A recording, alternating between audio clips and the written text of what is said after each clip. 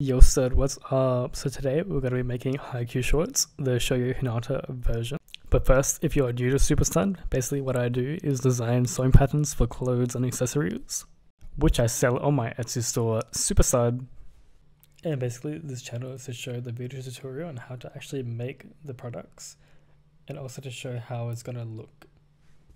I try to design things that I personally couldn't find on Etsy myself, and just random things that I have ideas for. So you can check them out right now. Ooh, how nice. Cool. So good. You can find the link to today's shorts in the description below. And if you want to check out all the other products, just click the link and then press the store button. Yeah. Anyways, back to today's video. So basically there's two different versions for the sewing pattern. There's the Shoyo Hinata version and the Oikawa version. Basically the difference between the two is that the Shoyo Hinata version has a ribbon and the Oikawa version doesn't. But also you're not limited to just making those characters as clothes. You can also make the other uniforms in the actual anime. So like the Libra ones and the regular uniform. The list of schools uniforms you can make from this pattern is listed on the bottom right now. And yeah, and the link should take you to this page, and the garment in the end should look something like this. But yeah, you can also use different colors, like not just the school uniforms from the anime. You can make it your own, of course. You can use this design for cosplay, for outerwear, even loungewear. Like I said before, the product is going to cost 3.6 euros. But with it, you get the sewing pattern and also the summary page of what you actually need, and just an overview of the actual pieces in the product. And you can see that right now. So for today's garment, I use spandex velvet, an overlocker, a sewing machine. So you're going to want these. You can use just a sewing machine if you want, not an overlocker. But you're also going to need a twin needle and quite sturdy needles like the jean needle or the leather needle. That's what I use at least. So let's start with the actual method now. So you're going to want to use a 15 centimeter zipper for this part. And what you're going to do is stitch a invisible zipper. It's honestly hard to explain how to actually sew the invisible zipper. So I recommend just looking it up on TikTok, which is what I did. And it's so much simpler, or you can just follow what I'm doing here if you understand it. And as for actually cutting the slit, there's instructions on the actual PDF piece for the side panel. It's not too hard.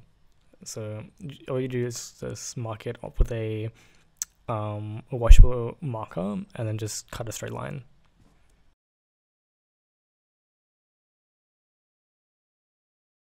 I also used an invisible zip presser foot. So if you have that, that'd be useful. I think it makes it so much easier. So I'm pretty sure you can use it without the invisible zipper foot, but it's easier, so that's what I did. And also keep in mind that the zipper head is supposed to be at the top, so that means you're supposed to pull it down to open it. Just keep in mind which direction you're actually sewing.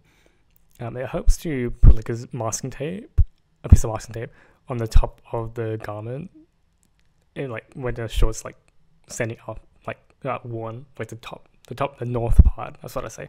So then you can keep track of which way is facing up and which way the zip head should be.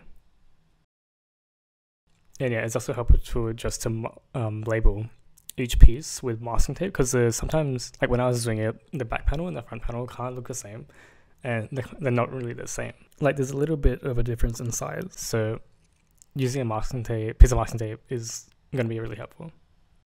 Yep, so after doing two invisible zippers, you're going to want to attach the side pocket panel with the side panel. As shown, and then you're also going to sew it to the back or front panel, depending which one you want to do first.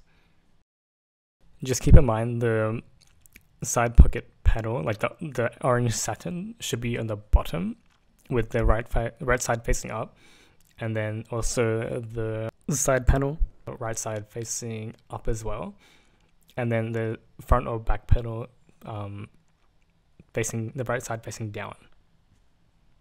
Or you can just look back to what I showed you before. It's easier.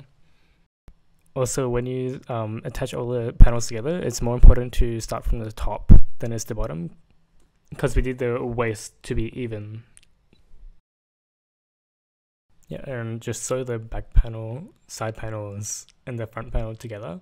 But make sure there's two separate ones, so the left side and the right side are separate. They're not sewed together, like the front panels aren't sewn together, or the back panels aren't sewn together yet either. So here I'm just measuring how much ribbon I'm gonna need to sew to the actual seam.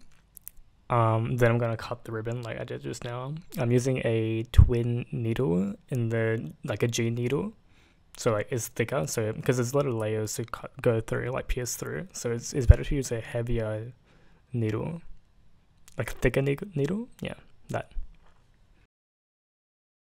It's better to cut a bit more ribbon than you actually need, just in case it's not like correct. Also really try to get it on the actual seam. Sometimes it can be hard too, but it's necessary.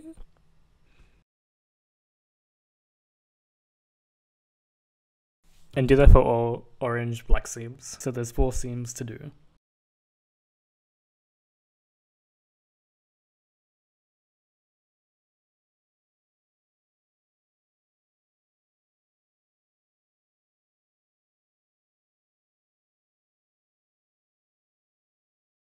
So now for the waistband, pretty much just draw a straight line from the top, and the height should be the waistband height times 2 plus 3 centimeters, so the elastic can fit in comfortably.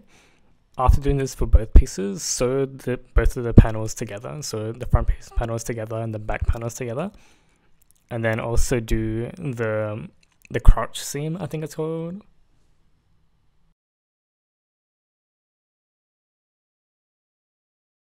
Yeah, that's happening like right now.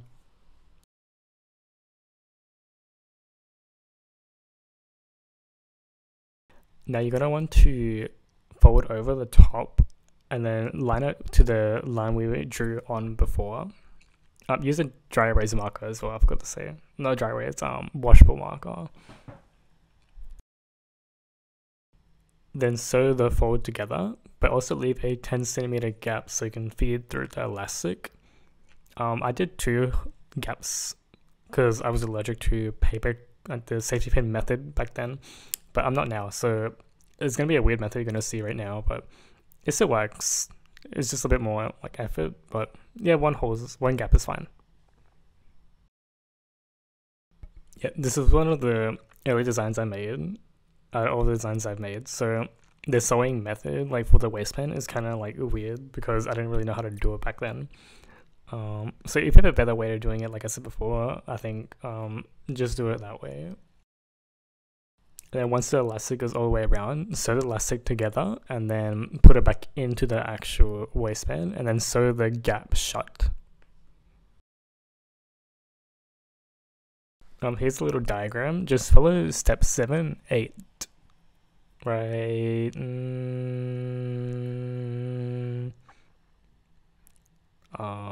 Now, yes. And step 9 too. Don't follow step 6, that's something different. So this is like the skewer method. I still use this method. It's pretty like good, but it's better for when the waistband is like straight, not like when it's a circle, because I can't go all the way through. So if you're using 2 gaps, you can use the skewer method, or if you only have 1 gap, then use the safety pin method. Also, just a little random thing. I also put numbers on the PDF, so you can actually top stitch numbers onto the actual shorts. I didn't do this in the video because I didn't come up with it when I did it. So it's quite hard to do it if it's stretchy fabric, so keep that in mind. You don't want to use glue either. Glue doesn't work. Definitely top stitch it. I'm not really good at top stitching the numbers, so it was quite bad when I did it. Yeah. But also you want to top stitch numbers before you sew together the left side of panels to the right side of panels. But you also need to know how much hem you're gonna use, like how much you want to bring up the shorts. So make sure you put the numbers quite high up to compensate for the hem. Yep, sew it all together, like I said, finish the waistband. And now you're gonna want to encase the elastic. So in the anime, it doesn't show that the waistband is like encased horizontally, like a giant stitch around the waistband. It's just like flat, you know. So you want to make sure the gathering and the elastic is even all around, and then top stitch vertically on the white or the black parts. It doesn't matter where. Just like do maybe 6 vertical stitches so that elastic can't like move and get like folded onto itself, because that's bad. Also, make sure the stitch color, like the actual thread color, it's the same as the fabric, because otherwise you can see it and it kind of looks like weird. With mine, I use a white bobbin and then a top thread of black, but you can still see the white on the inside and it kind of looks weird. It's also quite hard to, when actually the garment's actually finished, it's hard to know which side is the front and the back. So maybe like if you still have the sticky, like the masking tape labels on it, you might want to like maybe do the like a different bobbin color, so you can tell which one's the front besides the front. So now we're going to hem the leg holes. It's pretty much the same method as the waistband. Just draw a line and then fold it over and then sew it. Try wearing it before you actually hem it, to see what length you want. If you want a shorter short, then like bring it up more, like the hem larger. And then if you want it longer, make the hem shorter. But make sure like it's a decent length for the hem, because like it's quite hard to sew if it's too short, like the fold is too small.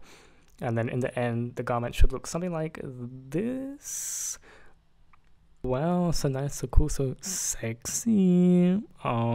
That's pretty much it. If you like it, check out the Etsy page. It's coming up right now. That's all the other stuff I have. Thanks for watching and subscribe if you want. Yep, later, stud.